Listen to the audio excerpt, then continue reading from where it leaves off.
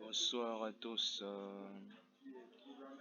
Je me présente. Je suis l'étudiant Awato Dido Grace Romaric et j'ai opté pour la finance digitale. Donc, nous allons voir ici euh, comment réaliser un bulletin de paie pour une entreprise de votre choix. Voilà. Donc, nous demandons de réaliser pour une structure de notre choix un bulletin de paie. Voilà. Donc, on va lister les différentes obligations légales entourant le bulletin de paie.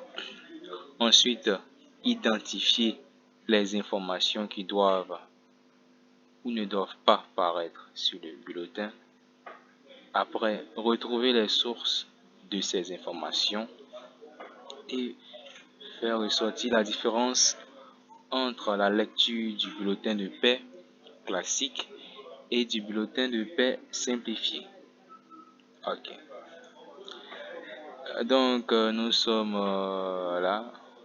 Voilà, nous sommes là. On voit l'onglet paie, bulletin de l'employé, lot de bulletin de paie, configuration. Alors, j'ai créé différents bulletins, n'est-ce pas? Alors, comme référence, l'employé Diallo. Voilà, nom du bulletin de paie pour février. Voilà. La date de début, le 1er février 2020, date de fin, le 29 février 2020. Alors, si je clique Diallo, alors nous voyons plein de paie de Diallo ici, les différentes informations concernant Diallo. Voilà. Voilà, semaine travaillée, voilà, les semaines, nombre de jours, 5 jours, nombre de 40, signifiant travailler 8 heures par jour, donc 8 fois 5, ça fait 40, voilà. Alors, il y a un contrat durée déterminée.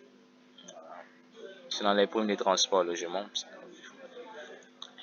calcul de salaire, salaire de base, il y a 500 000, voilà, 500 000, voilà, y compris les 25%, voilà, la prime, 100 000 francs, on aura 700 000 francs, voilà, comme salaire brut net, voilà.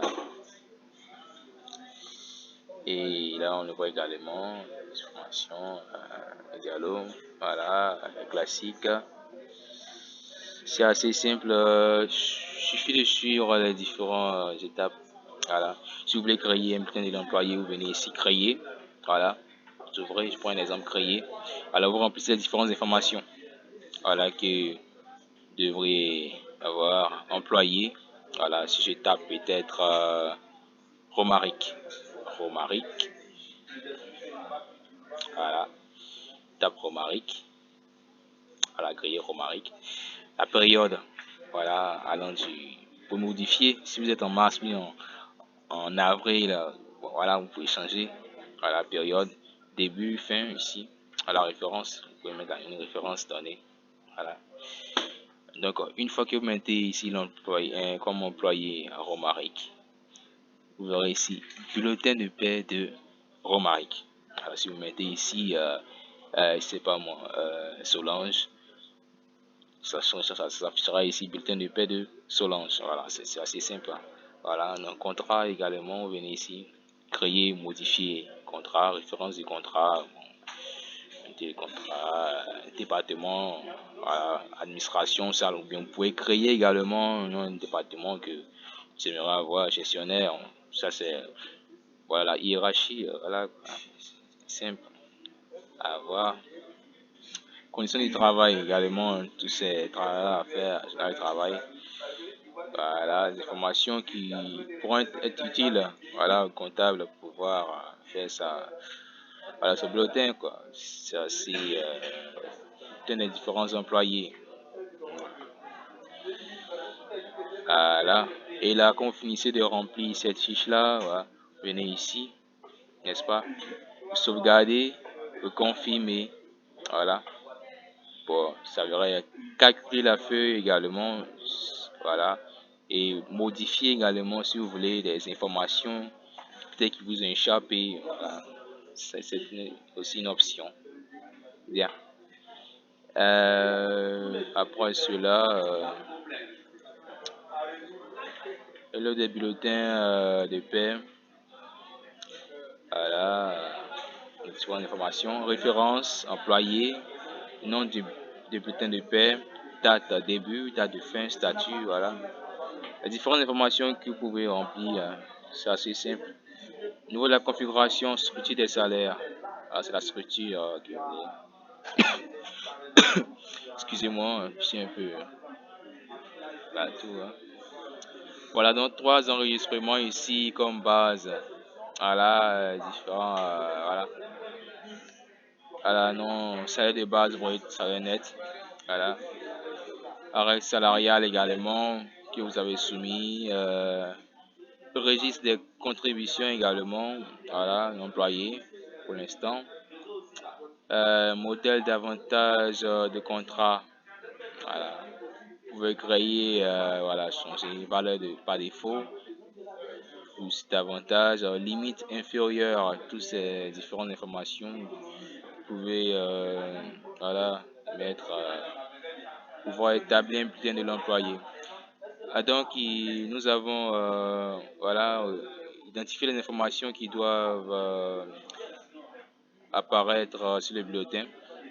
Maintenant, concernant les informations qui ne doivent pas apparaître sur le bulletin, voilà.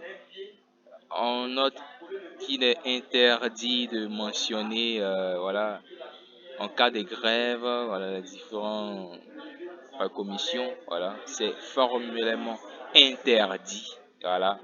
Il ne faut pas, voilà, inscrire, voilà, les différentes informations concernant cas de grève, voilà, c'est pas bien. Faut pas le faire, c'est pas du tout, du tout, du tout. Je vous le déconseille.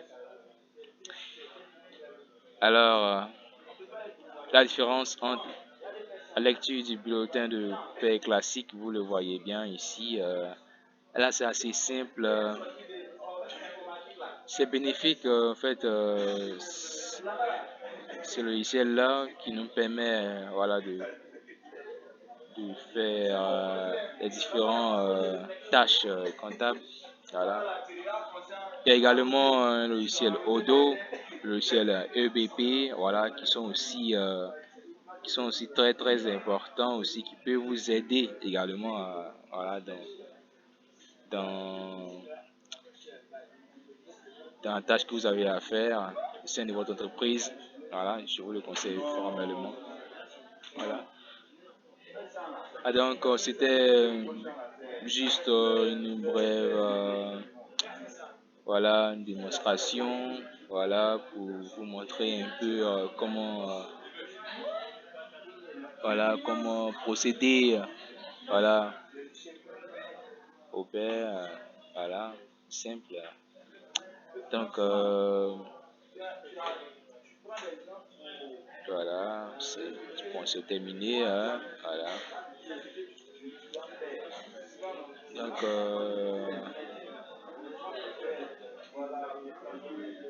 je vous remercie de m'avoir écouté. J'espère que ça vous a apporté voilà, un plus. Voilà, bonne soirée à vous et que Dieu vous bénisse.